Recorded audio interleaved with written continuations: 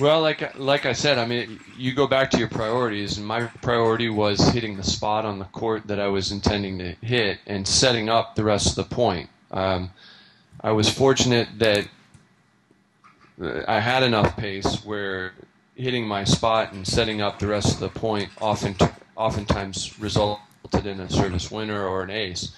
But what I would advise is, to a certain degree, it's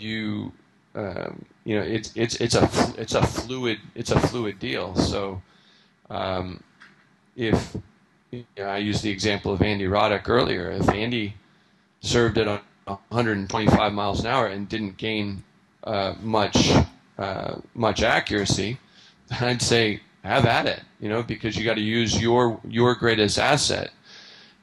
Whereas if it's David Ferrer and he's interested in trying to sneak 5 or 10 miles an hour extra out of his serve, if his consistency takes a nosedive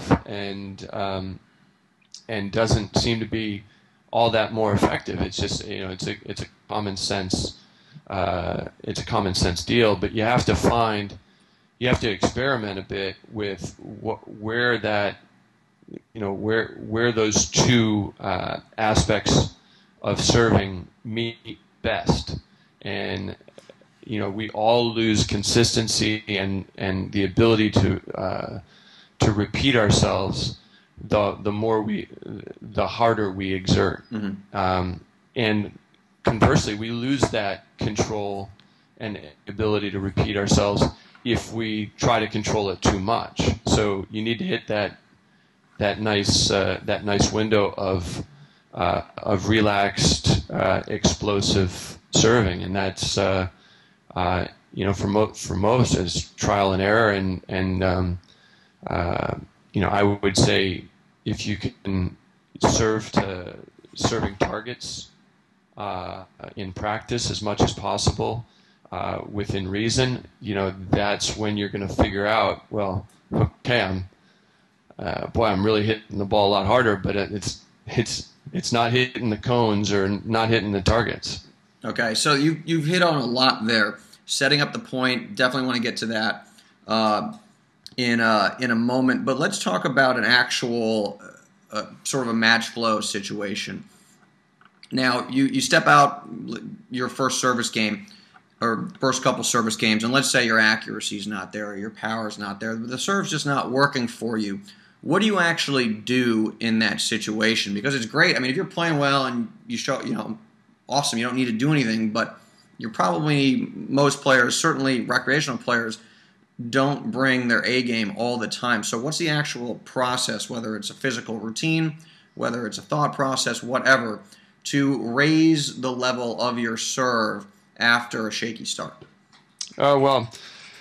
At any time that I struggled as a player with my serve, one, I try to get a little bit more energy going in preparation for the serve. So if oftentimes you need a little bit, especially at the beginning of a match, get your juices flowing a little bit more.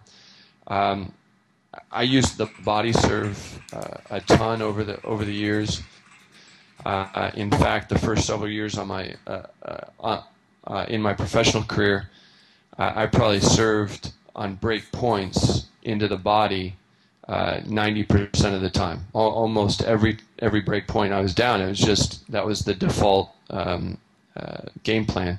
Most comfortable with that? Safest? Both? Well, it's the safest. It's the biggest target. Yeah. So you wanted to first serve in, right? I mean, people talk about serving backhand body, forehand body. If you aim at the middle of the body, you got a foot or two either way to miss. Plus, there's only two ways you can miss that serve: in the net and long, as opposed to in the net long and wide. Mm-hmm. When you serve towards the forehand or the backhand. But at the beginning of the match, I might locate into the body a little bit more often, so that I can take a little bit of the pressure off of the serve, improve my rhythm. That's a large part of my teaching is the rhythm of the serving.